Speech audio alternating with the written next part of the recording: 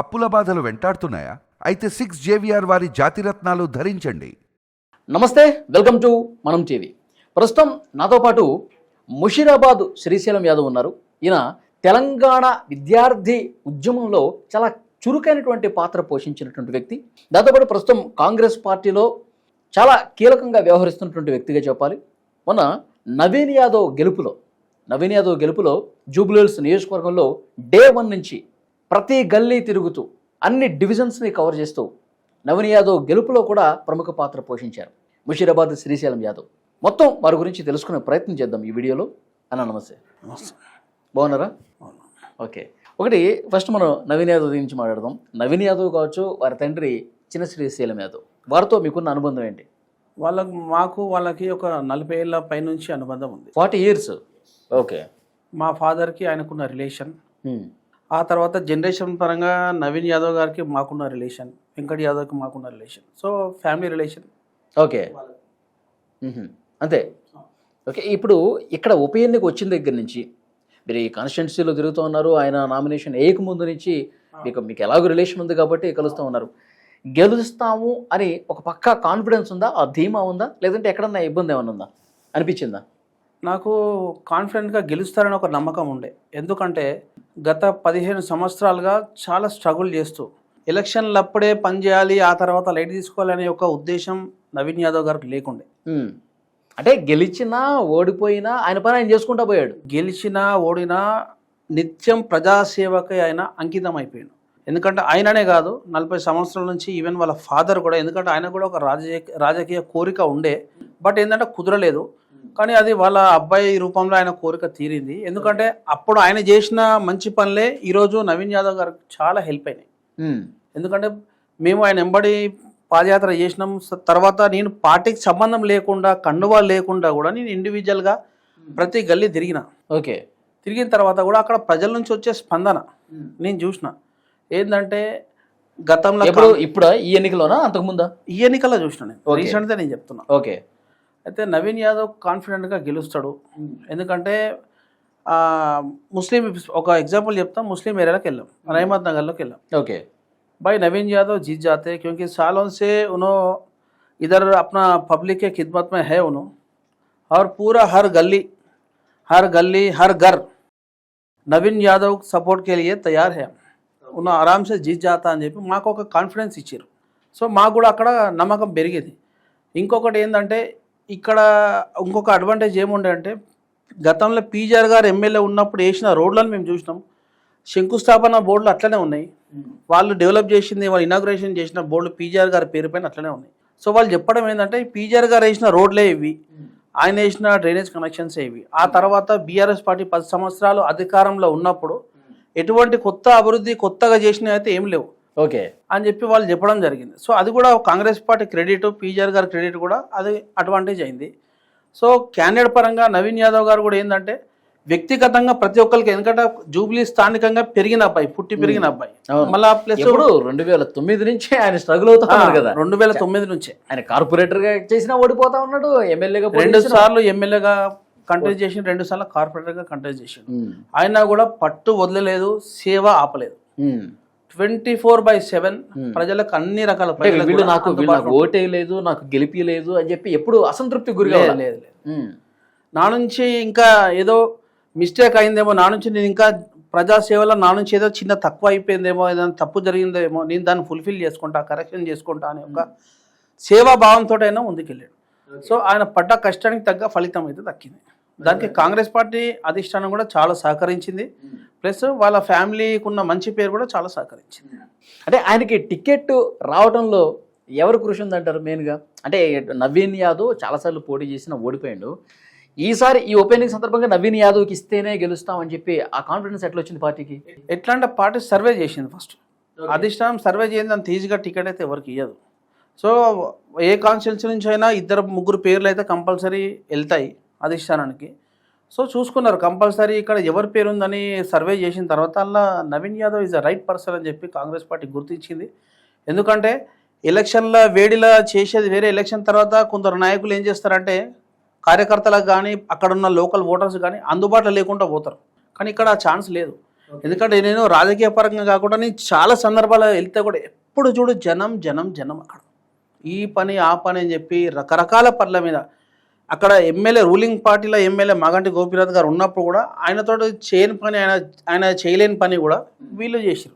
సమస్యలను గుర్తించిన నాయకుడు కావాలి. 10 సంవత్సరాలు 15 దాదాపు 3 సార్లు ఎన్నికైనటువంటి మాగంటి గోపీనాథ్ గారు మరి 2 సార్లు అధికారంలో ఉండే పార్టీ కూడా బీఆర్ఎస్ పార్టీ నుంచి ఆయన 2 సార్లు ఎన్నికైంది కూడా. సో ఆయన కూడా అక్కడ సమస్యలు ఎట్లా ఉన్నా అట్లే ఉన్నాయి. ఎందుకంటే రూలింగ్ పార్టీలో ఉన్న ఎమ్మెల్యే ఉండి కూడా నిధులు సేకరించుకొని నిధులు రప్పించుకొని తలుచుకుంటే అయినా ఎన్నో రకాలుగా మార్చవచ్చు.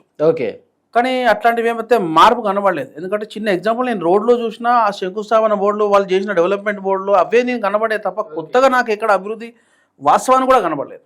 అవును. సో ప్రజల నుంచి అసంతృప్తి చాలా ఉండే. సో వాళ్ళు కూడా ఏంటంటే లేదు మాకు కూడా మార్పు కావాలి. ఎందుకంటే ఇక్కడ కష్టపడ్డాడు నవీన్ యాదవ్, చాలా కష్టపడ్డాడు. వాళ్ళ కుటుంబం మొదటి నుంచి మాతో మంచి అనుబంధం ఉంది అని చెప్పి ప్రతి ఒక్క గడప గడప కూడా వాళ్ళకు ఉన్నటువంటి అనుబంధాన్ని తెలియజేస్తూ నవీన్ యాదవ్ని ఎన్నుకోవడం జరిగింది. నవీన్ యాదవ్ గెలుపుగా చూడాలా, కాంగ్రెస్ పార్టీ గెలుపుగా చూడాలా? ఇది ఎట్లా అంటే 2 చేతులు కలిస్తేనే చప్పట్లయితే అంతేనా? తప్పకుండా ఇది కాంగ్రెస్ పార్టీ మద్దతు ఉంది, రేవంత్ రెడ్డి గారి సహకారం ఉంది. అట్లనే నవీన్ యాదవ్ గారి కుటుంబానికి కూడా ఉన్నటువంటి ఒక అభిమానం గెలుపులో చాలా పనిచేసింది. ఓకే, ఇంకోటన్నా మీరు విద్యార్థి ఉద్యమంలో తెలంగాణ ఉద్యమంలో చాలా చురుకైన పాత్ర ఉంది. విద్యార్థి ఉద్యమాలు నడిపించడంలో చాలా కీ రోల్ పోషించారు. ఉస్మానియా యూనివర్సిటీలో కావచ్చు, తర్వాత బయట ఎన్నో ఆందోళనలు ధర్నాలు అన్నీ చేశారు. అలాంటి ఉద్యమం నుంచి తెలంగాణ వచ్చిన తర్వాత ఎందుకు మీరు డైవర్ట్ అయిపోయినటువంటి పరిస్థితి ఉంది? ఇప్పుడు కేటీఆర్ గారు ప్రత్యక్ష రాజకీయాల 2006 నుంచి ఆయన ప్రత్యక్ష రాజకీయాల్లో ఉన్నాడు. సో అప్పుడు ఆయనకి ఇక్కడ లోకల్గా స్టూడెంట్ వింగ్ అనేది చాలా పనిచేసింది. ఆయన కెరియర్కి ఒక రకంగా చెప్పాలంటే ఆయన కెరియర్కి స్టూడెంట్ వింగ్ అనేది చాలా పనిచేసింది తెలంగాణ ఉద్యమంలో. సో అది ప్రతి సందర్భంలో ఆయన చేసే ప్రతి అడుగు వెనకాల స్టూడెంట్ వింగ్ ఉన్నది, టీఆర్ఎస్వి.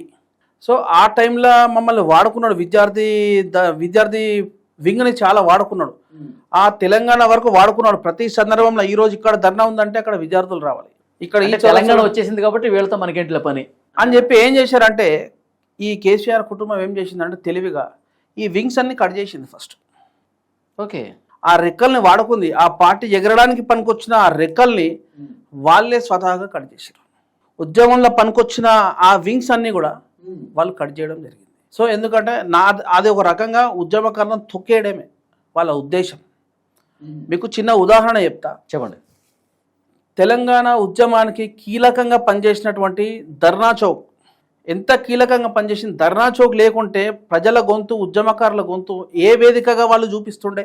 ఆ ఉద్యమాలు చేసే కదా తెలంగాణ వచ్చింది. అటువంటి ధర్నా చౌక్ని వీళ్ళు అధికారంలోకి వచ్చిన తర్వాత ధర్నా చౌకే మాకొద్దు అని చెప్పి దానికంటే ఒక సపరేట్ ధర్నాలు చేయించారు ప్రజలతోటి. అప్పుడు నేను బీఆర్ఎస్ పార్టీలో ఉన్నా, మాకే స్థానిక ఎమ్మెల్యే వచ్చి ధర్నా చౌక్ని మనం వ్యతిరేకించాలని చెప్తే నా మనసు ఒప్పుకోలేదు. నేను ఆ ప్రోగ్రాంలో లేను, నేను రానని చెప్పాను. ఎందుకంటే ఆ ధర్నా చౌకే మాకు వేదిక ఇది. ఆ ధర్నా చౌకే తెలంగాణ ఉద్యమానికి శ్రీకారం చుట్టింది. ఆ ధర్నా చౌకే ప్రాణం పోసింది. అటువంటి ధర్నా చౌక్ని వాళ్ళు గొంతు నులిపి చంపేయాలని చెప్పి ప్రయత్నం చేశారు. సో ఆ టైంలో కూడా కాంగ్రెస్ పార్టీ దాన్ని వ్యతిరేకించింది. అవును, అప్పుడు కాంగ్రెస్ పార్టీ ప్రతిపక్షంలో ఉండే. సో అప్పుడు వ్యతిరేకించి కోర్టుకు వెళ్తే కూడా న్యాయస్థానం తీర్పు ఈ ఉద్యమకారులకు ఇది ఒక వేదిక అయింది కాబట్టి ఇటువంటి ధర్నా చౌక్ ప్రజలకు ఎటువంటి సమస్య వచ్చినా వినిపించే గొంతుక కాబట్టి ధర్నా చౌక్ తీసేయడం జరగదు అని చెప్పి తీర్పిచ్చింది. సో నేను చాలా సంతోషంగా ఫీల్ అయినా. అంటే ఇక్కడ వాళ్ళ ఉద్దేశం తెలుస్తుంది. తెలంగాణ ఉద్యమానికి పనికొచ్చిన మనిషి వాళ్ళకి అవసరం ఉండొద్దు, ఆ వేదిక కూడా వాళ్ళకి అవసరం ఉండొద్దు అనే ఒక ఉద్దేశంతో వాళ్ళు వ్యవహరించారు. ఓకే, అక్కడ బీఆర్ఎస్ పార్టీకి మీరు ముందుగా వ్యతిరేక అక్కడ స్టార్ట్ అయింది మీకు. సో నాకు అక్కడ అర్థమైపోయింది. అదేవిధంగా తెలంగాణ ఉద్యమకారులని ఇప్పుడు ఎమ్మెల్యేలు వచ్చిన తర్వాత గెలిచిన తర్వాత వ్యతిరేకించిన వాళ్ళని ఎమ్మెల్యేగా వాళ్ళని ఎన్నుకొని ఎమ్మెల్యేగా వాళ్ళకి అవకాశం ఇచ్చి మరి స్థానికంగా నియోజకవర్గంలో ఉద్యమకారులు ఏమైపోతారు అని చెప్పి ఆ కుటుంబం ఎప్పుడు ఆలోచించలేదు. సో మాకు ఆంధ్ర నాయకులతోటి ఉన్న అవమానం కంటే ఈ వ్యతిరేకదారులు టీఆర్ఎస్ పార్టీలోకి వచ్చిన తర్వాత పడ్డ అవమానం చాలా బాధాకరమైంది. వాళ్ళు మాకు అన్ని విధాలుగా అవమానిస్తే కూడా మేము తట్టుకొని మరి మా బాధ మేము ఎవరు చెప్పుకోవాలి? అప్పుడు మీ రాజకీయం కోసము తెలంగాణ రాష్ట్ర సాధన పేరు మీద వాడుకున్న మమ్మల్ని అప్పుడు మీరు మాకు ఇచ్చిన రెస్పాన్స్ ఎక్కడ పోయింది? ఇప్పుడు ఈ వ్యతిరేకించిన నాయకుల ద్వారా మేము పడ్డ అవమానాన్ని మీకు చెప్పుకుందామంటే మీరు అపాయింట్మెంట్ ఇయ్యరు. మరి మేము ఎక్కడికి పోవాలి, ఎవరికి చెప్పుకోవాలి చెప్పండి. నేను చాలా బాధపడ్డాం. కొందరు ఇది జాలరా నాయనా మాకు ఇటువంటి రాజకీయాలు వద్దని చెప్పి కొందరు ఆగిపోయిన వాళ్ళు ఉన్నారు, కొందరు వాళ్ళకి భయపడి వాళ్ళకి లొంగిపోయిన వాళ్ళు ఉన్నారు. కానీ నేను ఆ రెండు కాకుండా నేను తిరగబడ్డాను. మీకు చిన్న ఉదాహరణ, మా స్థానికంగానే మా నియోజకవర్గం ఎమ్మెల్యే ముఠా గోపాల్, ముషీరాబాద్ నియోజకవర్గం ఎమ్మెల్యే ముఠా గోపాల్ తోటి మాకు ఎన్నో రకాలుగా అవమానాలు జరిగినాయి, చాలా రకాలుగా అవమానాలు జరిగినాయి. మాకు ఉద్యమ టైంలో ఏం చెప్పిండు, విద్యార్థి నాయకులకు 4 కార్పొరేటర్ అవకాశం ఇస్తా అని చెప్పి అందులో ఫస్ట్ మా పేరు అనౌన్స్ చేయడం జరిగింది ఒకప్పుడు. నేను అప్పుడు సిటీ ప్రెసిడెంట్ అడిగినా, ఇయ్యలేదు. ఎమ్మెల్సీగా నాకు ఇస్తే నేను పోటీ చేయడానికి సిద్ధంగా ఉన్నా, నేను ట్రిపుల్ గ్రాడ్యుయేట్ అని చెప్పిన, నాకు అవకాశం ఇవ్వలేదు. లేదు కార్పొరేటర్ల అవకాశం వస్తే దానిపైన మీకు ఏదైనా ఉన్నత స్థానం కల్పిస్తామని చెప్పి కేటీఆర్ టీఆర్ఎస్ భవన్లో మాకు హామీ ఇవ్వడం జరిగింది. అందులో ఫస్ట్ పేరు నాదే ఉండే. మీకు ఇంకొక విషయం ఏం చెప్తా అంటే 2014లో అప్పుడే తెలంగాణ వచ్చింది. తెలంగాణ వచ్చిన తర్వాత మేము సిటీని ముస్తాబ్ చేసిందంటే ఫస్ట్ విద్యార్థి నాయకులే. ఇదే పద్మారావు గారు సాక్ష్యం. ఆయన ఆధ్వర్యంలో మేము పనిచేసినాం, సిటీ ముస్తాబ్ చేసినాం, జెండాలు కట్టినాం, వానాలు ఎండలను చూడకుండా మేము పనిచేసినాం. రాత్రి 1 గంటకు పిలిచినా ఎవరైనా వచ్చే కార్యకర్తలు ఉన్నారా ఈ రోజులలో? మరి మాకు రాత్రి 12-1 గంటకు పిలిస్తే మేము ఆ రాత్రి కూడా పోయి పనిచేసినాం. డబ్బులు ఇచ్చినా ఈరోజు రారు కదండి ఎవరు. మరి మేము ఏ ఉత్సాహంతో మేము వచ్చినాం, ఏ మక్సద్తో మేము వచ్చినాం, అది ఎవరు గుర్తించాలి? మేము మా పనులు వదులుకోలేదా, మా చదువులు వదులుకోలేదా, మా జీవితాల్ని బలిపెట్టినాం కదా ఆ టైంలో. బీఆర్ఎస్ పార్టీ మారలేదా ఇంకా? ఇప్పుడు ఓడిపోయిన తర్వాత కూడా అదే పంతా వ్యవహరిస్తుందంటారా వాళ్ళ ఆలోచన విధానం? వాళ్ళది ఎట్లుందంటే అధికారంలో ఉన్నప్పుడు వాళ్ళకి ఉద్యమకారులు కనబడరు. అదే పార్టీ మళ్ళా రేపు ఇప్పుడు వాళ్ళు ప్రతిపక్షంలో ఉన్నారు కదా, ఇప్పుడు వాళ్ళు తెలంగాణ ఉద్యమంతో పుట్టిన పార్టీ, తెలంగాణ ఉద్యమంతో మేము పుట్టిన పార్టీ అని చెప్పి ఇలా వాళ్ళు చెప్పుకొని తిరుగుతున్నారు. మరి ఆ రోజు ఏమన్నారు, టీఆర్ఎస్ భవన్లో ఉద్యమకారుల గతి ఏంటంటే ఇంకా ఏం ఉద్యమం బంద్ చేసేది, ఆ పేరే తీయొద్దని చెప్పి కొందరు నాయకులు అన్నారు. ఆ రోజు మేము చాలా అవమానపడ్డాం. మరి ఎవరు కూడా మాట్లాడలేదు ఆ రోజు. ఓకే, ఇట్లాంటి అవమానాలు చాలా జరిగినాయి. ఎక్కడ వాడుకోలేదు, ప్రతి చోట వాడలేదు మమ్మల్ని, ప్రతి చోట వాడారు. అంటే అధికారం వచ్చిన తర్వాత అహంకారం పెరిగిపోయిందంట చాలా. మీకు చిన్న ఉదాహరణ కూడా చెప్తా. మినిస్టర్లు బయట నిలబడ్డారు, ఎమ్మెల్యేలు బయట నిలబడ్డారు. వాళ్ళు కేటీఆర్ అపాయింట్మెంట్ కోసం ఈరోజు ఒక చిన్న నాయకునికి ఏదో జరిగిందని చెప్తే ఆయన పరామర్శించడానికి వస్తున్న కేటీఆర్ అటువంటి ఇలా వస్తున్నాడు అంటే ఇది కేవలం కాంగ్రెస్ పార్టీ క్రెడిట్ అనే నేను చెప్తా. ఇలా కాంగ్రెస్ పార్టీ నుంచి పడుతున్న దెబ్బలను తట్టుకోలేక ఈరోజు మంచితనంగా ఎట్లా నటిస్తున్నట్టే గ్రౌండ్ టు అర్త్ నేను అని చెప్పి ఒక చిన్న కార్యకర్తకి ఇబ్బంది అయితే వచ్చి పరామర్శించే స్థాయికైనా వచ్చి మాట్లాడుతున్నాడు. మరి ఇది మా సమస్య అని చెప్పి మేము మినిస్టర్లు వచ్చినా సరే, ఎమ్మెల్యేలు వచ్చినా సరే లోపల కాళ్ళ మీద కాళ్ళు వేసుకొని ఫోన్లు చూసుకుంటూ కూర్చున్న సందర్భాలు మేము కళ్ళారా చూసినాం. నేనే సాక్ష్యం దానికి. ఇప్పుడు రోడ్ల మీదకి వచ్చి గల్లీలో ఆటో ఎక్కి తిరుగుతున్నాడు కదా. అదే అంటున్నా, అప్పుడున్న గర్వం అదంతా నటన. ఆయన ఒరిజినాలిటీ ఏంది, ఇదే ఆయన ఒరిజినాలిటీ. బయట మినిస్టర్లు ఎమ్మెల్యేలు ప్రజా సమస్యలపైన మాట్లాడడానికి వస్తే వాళ్ళకి అపాయింట్మెంట్ ఇవ్వకపోగా జస్ట్ కాలు మీద కాలు వేసుకొని ఫోన్ ఆపరేట్ చేసుకుంటూ కూర్చున్నాడు. లెట్ దమ్ వెయిట్ చేయనండి, వాళ్ళు వెయిట్ చేయనండి. ఇది ఆయన వ్యవహారం. ఇప్పుడు బయట కనిపించేదంతా అంత యాక్టింగ్ అంటారా? అవునండి, 100% యాక్టింగ్. నేను అప్పుడు లోపల ఉన్నా, ఆయన రూమ్లో నేను నించున్నా. ఆయన కోసం ఇప్పుడు ఈ ముఠా గోపాల్ గారి గురించి నేను చెప్పుదాం, మా సమస్యలు ఇట్లా ఉన్నాయి, ముషీరాబాద్ నియోజకవర్గంలో ఉద్యమకారం ఇట్లా అవమాన పాలు అవుతున్నాము, మా ఈ సమస్యలు చెప్పుదాం ఆయన మీద అని చెప్తే మాకు ఒక్క నిమిషం టైం ఇవ్వకుండా ముఠా గోపాల్ ఇంకా వాళ్ళ అబ్బాయి ఏం చేసిరంటే, శ్రీశైలం యాదవ్ అనే ఉద్యమకారుడు అక్కడికి వస్తాడు, కేటీఆర్కి మాకు వ్యతిరేకంగా చెప్పే ఛాన్స్ ఇవ్వకుండా మీరు పంపించేయండి అని చెప్పి అక్కడ నుంచి సిగ్నల్ రాగానే ఒక్క నిమిషం కూడా మాకు టైం ఇవ్వకుండా మమ్మల్ని పంపించి అసలు కలవలేదు. అసలు ఏంది సమస్య అని కూడా వెళ్ళి మేము చాలా బాధపడ్డాం. మరి ఇదే విద్యార్థి నాయకుడు హైదరాబాద్ సిర్ఫ్ హమారా అనే ప్రోగ్రామ్ని నేను దున్నపోతుని తీసుకొచ్చి అసెంబ్లీ ముంగట అసెంబ్లీ డోర్ గేట్కి కట్టేసిన నేను. ఎందుకంటే మాకు తెలంగాణ హైదరాబాద్తో కూడిన తెలంగాణ కావాలి, తల లేని ఉండం మాకొద్దు, తలతోటే కావాలి అని మేము హైదరాబాద్ సిర్ఫ్ హమారా అనే ప్రోగ్రాము నా ఆధ్వర్యంలో ఇదే బాబా ఫస్యుద్దీన్ సాక్ష్యం, బాల్కా సుమన్ సాక్ష్యం, కోదండరామ్ గారు సాక్ష్యం, స్వామి గౌడ్ గారు సాక్ష్యం, ఇదే కేటీఆర్ కూడా వచ్చిన ఆ టైంలో, జీవన్ రెడ్డి గారు వచ్చారు నిజామాబాద్కి వెళ్ళి. ఆ రోజు అసెంబ్లీని ముట్టడించినాం మేము, జూబ్లీ హాల్ని ముట్టడించినాం మేము. అప్పుడు కావాల్సిన శ్రీశైలం యాదవ్, అప్పుడు మమ్మల్ని అభినందించిన కేటీఆర్ మరి మా సమస్యను చెప్పుదామని వస్తే ఒక్క నిమిషం టైం ఇవ్వలేదు. మేమేమనుకోవాలి? ఇక్కడ నుంచి మా ఎమ్మెల్యే నుంచి అక్కడ కాల్ పోవడం, వాళ్ళ అబ్బాయి నుంచి అక్కడ కాల్ పోవడం, ఆయన టీం మమ్మల్ని ఆపేయడం. ఇంతకంటే పెద్ద అవమానం ఏం జరగాలి మాకు? అక్కడి నుంచి మాకు రెస్పాన్స్ ఉంటే మీరు ఎట్లా చేస్తారు గోపాలన్న, ఇది పద్ధతి కాదు, మా ఉద్యమకాలను మీరు గుర్తించాలి కదా, వాళ్ళు లేని తెలంగాణ ఉద్యమం వేడి, తెలంగాణ రాష్ట్రం ఎక్కడి నుంచి వచ్చింది, వాళ్ళు లేని మేము ఎక్కడున్నాం అని వాళ్ళు ఒక మాట అనుంటే ఇవాళ ఈ స్థాయికి దిగజారేది కాదు పార్టీ.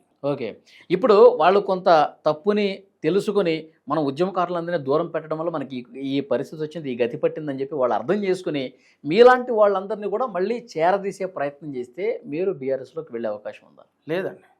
అయిపోయిందా? క్లోజా? లేదు, క్లోజ్. ఎందుకంటే ఇవాళ 1200 మంది తెలంగాణ ఉద్యమకారులు అమరులైనప్పుడు వాళ్ళ కుటుంబాన్ని పరామర్శించిన దాఖలు లేవు. తెలంగాణ ఉద్యమాల్లో పనిచేసినటువంటి ప్రతి ఎంప్లాయీలు ఎంతోమంది ఉన్నారు, వాళ్ళు చాలా రకాల ఇబ్బంది పడ్డారు, మరి వాళ్ళని పరామర్శించిన దాఖలు లేవు. ఇవాళ మళ్ళీ మీ అవసరం కోసం మీ పార్టీ మునుగుతుంది అనే మీ అవకాశం కోసం ఈరోజు మళ్ళీ వాళ్ళ దగ్గరకు వస్తారంటే అది నిజమైన ప్రేమ అని ఎట్లా అనుకుంటాం చెప్పండి? స్వార్థమే కదా, 100% స్వార్థమే కదా. ఇవాళ ఎవరున్నారు తెలంగాణ ఉద్యమంలో పనిచేసినటువంటి నాయకులు ఎవరైనా ఉన్నారా? మీరు ఏళ్లతో లెక్క పెట్టండి, ఎంతమంది మంత్రులు ఉన్నారు, ఎంతమంది అధికారులు ఉన్నారు, ఇలా వాళ్ళ కుటుంబంలో ఎంతమందికి పదవులు వచ్చినాయి, మరి వాళ్ళు ఎవరు ఉద్యమంలో యాక్టివ్గా పాల్గొన్నారా? అది మీరు ఒక్కసారి ఆలోచించండి. సంతోష్ రావు ఎవరని చెప్పండి, ఆయన పరిస్థితి ఏంది? బీఆర్ఎస్ పార్టీ అధికారం రాకముందు ఆయన పరిస్థితి ఏంది, ఇప్పుడు ఆయన హోదా ఏంది, ఆయన ఏమైనా పాత్ర ఉందా తెలంగాణ ఉద్యమంలో? ఎక్కడ పోయింది శ్రీకాంతాచారి గారి కుటుంబం? ఎక్కడ పోయింది? ఇలా ఓడిపోయిన వాళ్ళకే ఉద్యమాన్ని తెలంగాణ రాష్ట్ర సాధనని వ్యతిరేకించిన వాళ్ళకి వాళ్ళు ఎమ్మెల్యే ఓడిపోతే కూడా వాళ్ళకి నామినేటెడ్ పదవి ఒక్కొక్క ఇంట్లో 2-3 పదవులు ఇచ్చిన చరిత్ర ఇలా బీఆర్ఎస్ పార్టీది. మరి ప్రాణత్యాగం చేసిన కుటుంబానికి ఎంతమందికి పదవులు ఇచ్చారు వీళ్ళు? ఓకే, ఎంతమందికి పదవులు ఇచ్చారు? మాకు చిన్న శ్రీశైలం యాదవ్ గారు తెలంగాణ ఉద్యమకారులను కూడా ఆయన హక్కున చేర్చుకున్నాడు, స్థానికంగా కూడా చాలామందిని హక్కున చేర్చుకున్నాడు. దానికి చిన్న ఉదాహరణ చెప్తా. ఇలా మాగంటి గోపీనాథ్ గారు ఇప్పుడు ప్రస్తుతం అయితే లేరు, కానీ తెలంగాణ ఉద్యమకారులని నియోజకవర్గ స్థాయిలో ఆయన తొక్కుతుంటే చాలామంది అవమానం తట్టుకోలేక ఆయన చాలామందిని హక్కున చేర్చుకున్నాడు. అది మేము కళ్ళారా చూసినాం. నాకు ఆయన బంధువు అనే మాట పక్క పెడితే అక్కడ కూడా ఆయన అభిమానించిన, ఎందుకంటే అవమానం ఏందో మాకు తెలుసు. ఇట్లా కొందరు నాయకులు ఉన్నారు, మైనంపల్లి హనుమంతరావు గారు ఉన్నారు. ఒక తెలంగాణ ఉద్యమం ఆయన ఏమన్నాడు అంటే, నేను తెలంగాణ ఉద్యమంలో లేకపోయినా తెలంగాణ ఉద్యమకారుల బాధ ఏందో నాకు తెలుసు, ఇది తప్పు రామ్, ఇది తప్పు అని చెప్పి కేటీఆర్ గారిని ఆ టైంలో మాకు చెప్పిండు. ఆయన గ్రేటర్ హైదరాబాద్ అధ్యక్షుడు ఉన్నప్పుడు 99 కార్పొరేటర్లు గెలిపించిన ఘనత మైనంపల్లి హనుమంతరావు గారికే దక్కుతుంది. సో అప్పుడు మేము ఆయన ఎంబడి పనిచేసినాం. మేము ఎందుకు పనిచేసినాం? మరి ఆయన టీడీపీ నుంచి వచ్చిన వ్యక్తే కదా. ఆయన కూడా మేము ఆయన ఎందుకు పనిచేసినామంటే కొందరు తెలంగాణ ఉద్యమకారులకి ఆర్థికంగా ఆదుకున్నాడు. ఆయన ఆర్థికంగా ఆదుకున్నాడు. పదవులు ఇవ్వాలి, ఉద్యమకారులను అవమానపరచొద్దు అని చెప్పి కేటీఆర్ను కూడా ఆయన చాలాసార్లు మందలించాడు. రామ్, ఇది తప్పు, ఎందుకంటే గ్రౌండ్ లెవెల్లో ఏం జరుగుతుందో మీకు తెలుస్తలేదు, నేను తిరిగిన ప్రత్యక్షంగా నాకు తెలుసు. ఆయన గ్రౌండ్ లెవెల్లో తిరిగిన మనిషి ఏం కాదు. ఇలా ఇంటింటికి పోతున్నాడు, చిన్న దెబ్బ అయితే వచ్చి తలిగేను ఆయన రాజకీయం చేస్తున్నాడు, కానీ వాస్తవానికి ఆయన నేచర్ అది కాదు. ఇంకొకటి, ఇప్పుడు మీరు బీఆర్ఎస్లో ఏం జరుగుతుందో మీకు అర్థమైపోయింది. ఉద్యమకారుల్ని వాళ్ళు అసలు ఏమాత్రం పట్టించుకోలేదు కాబట్టి పరిస్థితి మీకు అర్థమైపోయింది. కాంగ్రెస్ పార్టీ ఉద్యమకారుల్ని మరి గుర్తిస్తుందా? మీలాంటి వాళ్ళకి వీళ్ళు ఎంత కష్టపడ్డారు, వీళ్ళకి అవకాశాలు కల్పించాలి అన్న ఆలోచన కాంగ్రెస్ పార్టీకి ఉందా, రేవంత్ రెడ్డి గారికి ఉందా? తప్పకుండా. ఎట్లా అనిపించింది మీకు? ఎట్లా అంటే, మాకు లోకల్ ఎమ్మెల్యేతో మాకు వైరం అయినప్పుడు, గొడవ అయినప్పుడు కాంగ్రెస్ పార్టీయే మమ్మల్ని పిలిచి మీకు తగిన గుర్తింపు ఇస్తాం, బీఆర్ఎస్ పార్టీలో మీకు పొందలేని గౌరవం మీకు మేము ఇస్తామని చెప్పి పార్టీ నుంచే మాకు పిలుపు వచ్చింది. పార్టీ నుంచే పిలుపు వచ్చింది. అంటే ఎవరు చెప్పారు మీకు? ఎవరు హామీ ఇచ్చారు? మాకు రేవంత్ రెడ్డి గారు ఇచ్చారు. అప్పుడు ఆయన పీసీసీ ఉండే కదా. సో ఆయన సందేశం పంపుతానే మేము గాంధీ భవన్కి వెళ్ళి జాయిన్ కావడం జరిగింది, అంజన్ కుమార్ గారి ద్వారా. ఓకే, అంజన్ కుమార్ యాదవ్ గారి ద్వారా. ఇప్పుడు స్టేట్ వైడ్గా ఏంటి కాంగ్రెస్ పార్టీ ఏమనిపిస్తుంది? మీరు కాంగ్రెస్ పార్టీ నాయకుడిగా, కాంగ్రెస్ పార్టీ కోసం పనిచేసే వ్యక్తిగా కాకుండా ఓవరాల్గా జనాల అభిప్రాయం ఎట్లా ఉందనుకుంటున్నారు మీరు? ఇప్పుడు కొంచెం వ్యతిరేకత ఉన్నమాట వాస్తవం. ఎట్లా, ఏ విషయంలో? ఇప్పుడు హామీలు ఇచ్చిన పార్టీ ఎన్నికల్లో ఇచ్చిన హామీలకి కొన్ని నెరవేర్చలేదు అని చెప్పి దాదాపు 70% హామీలు ఫుల్ఫిల్ చేసింది. ఏదైతే 2-3 పథకాలు కొన్ని పెద్ద ఏవైతున్నాయో దానికి బడ్జెట్ సరిగా సరిపోకపోవడం వల్ల ఇవ్వడంలో కొంచెం ఆలస్యం జరుగుతుంది. బట్ తప్పకుండా భవిష్యత్తులో ఆ ఇచ్చిన హామీలు కూడా పూర్తి చేసే ప్రయత్నంలోనే ఈరోజు కాంగ్రెస్ పార్టీ అధిష్టానం ఆలోచిస్తూ ఉంది. ఓకే, సో ఆ నమ్మకం ఉన్నది. ఇంకా టైం ఉంది కాబట్టి హామీలన్నీ. దీని కూడా ఈ హామీలు లేట్ కావడానికి కారణం కూడా కేసీఆర్ కల్వకుంట్ల కుటుంబమే కదా. ఎట్లా? ఇప్పుడు మన నెత్తిల 1,50,000 ప్రతి ఒక్క తెలంగాణ ఓటర్ నెత్తి మీద 1,50,000 పెట్టిందండి. ఆ అప్పు తీర్చాల్సిన బాధ్యత ఈరోజు కాంగ్రెస్ పార్టీ మీద, ఆ భారం అంతా ఈరోజు కాంగ్రెస్ పార్టీ మీద పడ్డది. ఎందుకంటే రూలింగ్లో ఉంది కాబట్టి. అదే అంటే ఈరోజు సామాన్య జనాలు అవేమి చూడరు కదా, చూడరు. కాకపోతే వాళ్ళకి అవసరం కూడా లేదు. అయిన హామీలు ఇచ్చిండు, అమలు చేశాడు లేదా, ఫైనల్ అదే తప్పకుండా అమలు చేస్తాడు. కానీ అక్కడ ఉన్న వాస్తవాలు కూడా కొంచెం గుర్తించి కొంచెం ఓపిక పడితే తప్పకుండా ఇచ్చిన హామీలు కంపల్సరీ నెరవేరుస్తారు. ఓకే, మళ్ళీ పాజిటివ్ మోడ్లోకి తీసుకొస్తారు. తప్పకుండా. ఇప్పుడు జూబ్లీస్ ఎన్నికనే ఒక చిన్న ఉదాహరణ. ఎందుకంటే మేము చూసినాం, కొంచెం కష్టపడాల్సి వచ్చింది అక్కడక్కడ. ఈ ఉప ఎన్నికని టోటల్ స్టేట్ వైడ్ గా మనం అనాలిసిస్ చేయాల్సినటువంటి పరిస్థితి ఉందా? ఉంది, తప్పకుండా. ఇక్కడ ప్రత్యేక పరిస్థితి కదా. ఎందుకంటున్నా అంటే ఇక్కడ అన్ని జిల్లాలకు సంబంధించిన ప్రజలు ఉన్నారు, వాళ్ళకు కూడా తెలుసు ఇక్కడ వాస్తవాలు ఏం జరుగుతున్నాయి. ఈరోజు ఇక్కడ గెలుపుని మేము అదొక అవకాశంగా తీసుకుంటున్నాం. అంటే ఇప్పుడు కూడా ప్రజలు మమ్మల్ని ఆశీర్వదించారు, కాంగ్రెస్ పార్టీని ఆశీర్వదించారు. ఇన్న కొంచెం నొప్పి కలిగింది, ప్రజలకు కొంచెం నొప్పి కలిగింది, అయినా కూడా ఓర్చుకొని మాకు ఈ ఒక అవకాశం ఇచ్చారు. ఈ అవకాశాన్ని మేము కాపాడుకుంటాం కానీ పొడగొట్టుకోలేము అని చెప్పి ఈరోజు పార్టీ కూడా ఆలోచిస్తాం. సో కాంగ్రెస్ పార్టీ వైపు కొంచెం ప్రజలు పాజిటివ్గానే ఉన్నారు. సో డెఫినెట్గా దీన్ని ఇంకా ముందు తీసుకెళ్ళాలి. తప్పకుండా ఈ పాజిటివ్నే బలపరుస్తూ తప్పకుండా ఇచ్చిన హామీలను పూర్తి చేసే విధంగానే ఈరోజు పార్టీ ఆలోచిస్తూ ఉంది, ఆ ప్రయత్నం చేస్తూ ఉంది. చూద్దాం అన్న, నెక్స్ట్ జరిగే పరిణామాల గురించి కూడా మళ్ళీ ఒకసారి మనం మాట్లాడదాం. Thank you very much. Thank you.